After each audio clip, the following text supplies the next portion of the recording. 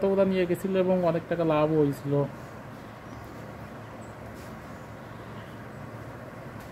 অবস্থা খালি গরু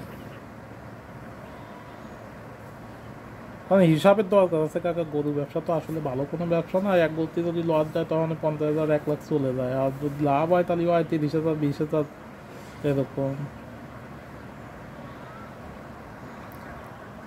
আমার গরুটা আছে 2,95,000 দিয়ে কিনা, আমি 3,40,000 টাকা বিক্রিও করছিলাম। এখন বেচার পরে মনে করেন যে 20,000 টাকা বায়না নিয়েছিল, বাজার টাজার মধ্যে টুতে কাটে টাটে যাইয়ে আমার তো দেখা যাচ্ছে যে ওর পিছনে ডাক্তার খরচ মতো দিয়ে আমি তো বেচলে তো আমার 1 লাখ টাকা লসই আছে।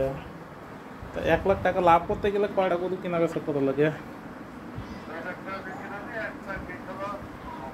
হুম।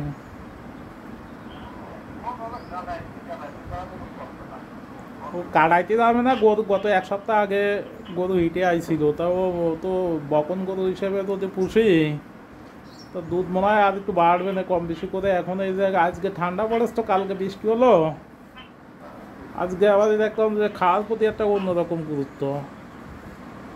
তাতে ওই যে